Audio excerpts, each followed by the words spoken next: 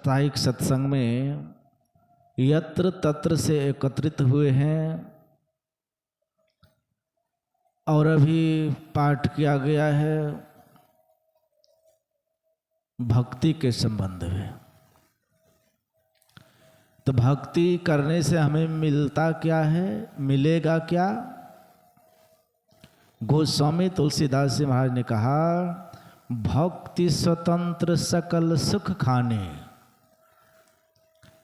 आप भक्ति करेंगे तो सारे सुखों का खान आपको प्राप्त होगा।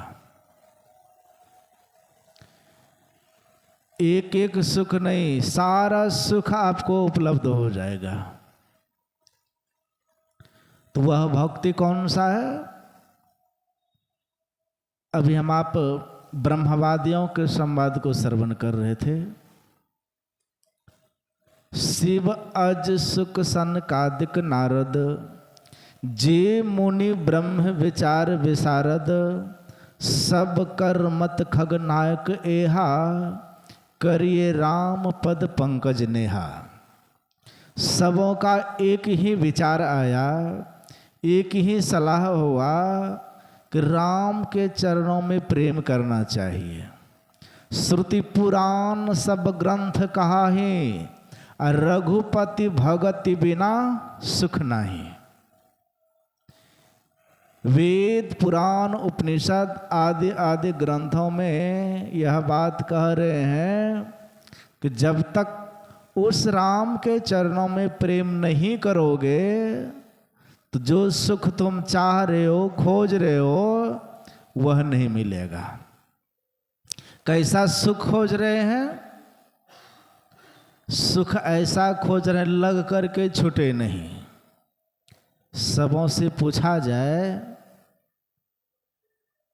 कि आपको 7 दिन में 6 दिन बहुत सुख मिलेगा,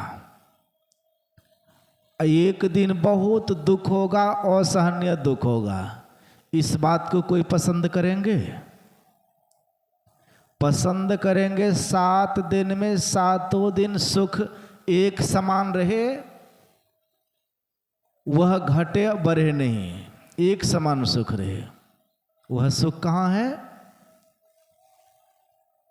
संसार के वैभव वस्तु को आप कितना हो जमा कर लें, क्या शाश्वत सुख को प्राप्त कर लेंगे? सहजो बाई कहती है, जैसे सरसी लोह की छिन पानी छिन आग, ऐसे सुख दुख जगत की सहजो तू मत पाक। किस तरह का सुख मिल रहा है?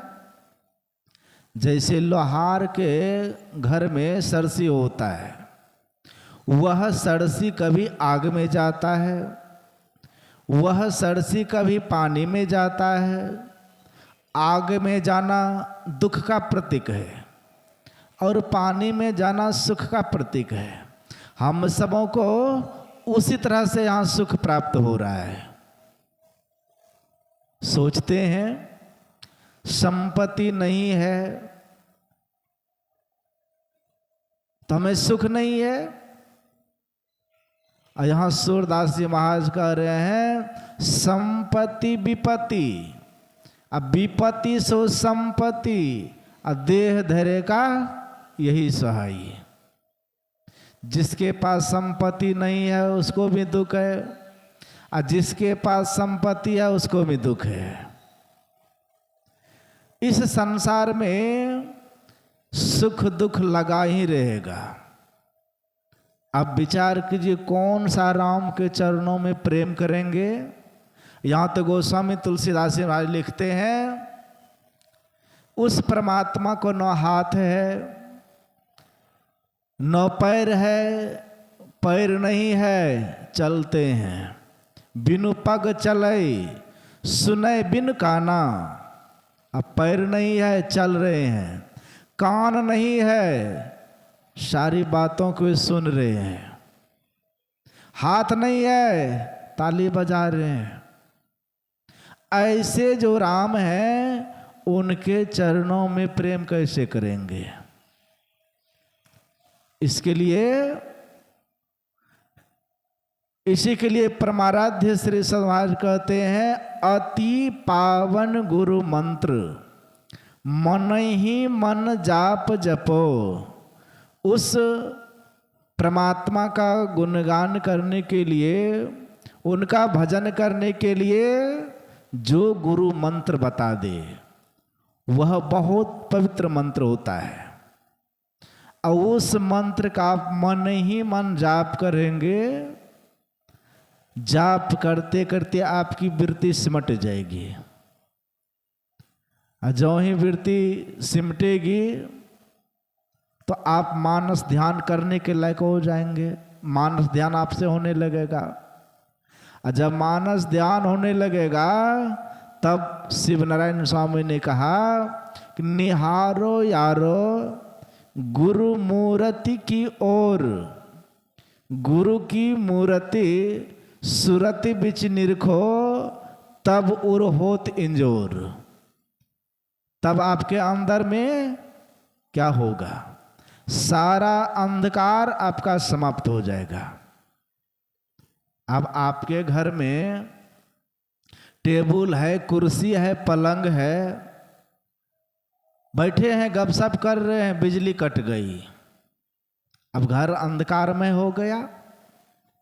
अब घर से आप निकल रहे हैं बाहर, कभी टकरा जाते हैं टेबल से, कभी पलंग से, कभी कुर्सी से। दुख का कारण क्या बना? टेबल, कुर्सी, पलंग। दुख का कारण अंधकार बना। और जब ही प्रकाश हो जाए तो आपको रास्ता दिखने लग जाएगा। रास्ता दिखने के कारण आप रास्ते से चलेंगे तो फिर आपको वही कुर्सी से, पलंग से, टेबल से सुख मिलेगा, सुख मिलने लग जाएगा। उसी तरह से जब अपने अंदर में संत महात्मा बता रहे हैं कि आपके अंदर में इंजोर हो जाएगा, यानी प्रकाश हो गया। अब प्रकाश हो गया तो आपके वह रास्ता दिखने लग जाएगा, परमात्मा तक जाने का रास्ता आप देखने लग जाएंगे। और तब वहां पे आप जो इच्छा करेंगे सारे इच्छा की पूर्ति होती है, सारी इच्छा की पूर्ति हो जाती है। तो इसलिए ऐसे राम को हम पहचानेंगे कैसे? इस आंख से हम हवा को भी नहीं देख पा रहे हैं, महसूस करते हैं हवा बह रही है लेकिन देख रहे हैं? जिस हवा में परमात्मा समाये हुए हैं उसको कैसे देखेंगे? वह राम उस हवा में भी समाये हुए हैं। जैसे माँ बहन सब लगाती है मेहंदी, पत्ता देखिए हरा हरा होता है, पत्ते को तोड़ करके लाती है और उसको पीस करके लगाती है तो वह कहाँ लाली छिपा हुआ है? लाली मेरे लाल की जित देखो तित लाल, और लाली देखन मैं चली मैं भी हो गई लाल। उस परमात्मा को आप खोजने जा रहे हैं, परमात्मा को खोजेंगे, खुद आप ही परमात्मा हो जाएंगे। साहब को गया खोजने जी, आप ही गए हराए। अब पूज्यपाद हम सबको दर्शन देने मंच की तरफ आ रहे हैं, खड़े होकर उनका स्वागत करें। श्री सद्गुरु महाराज की जय। स्वागतम गुरुदेव।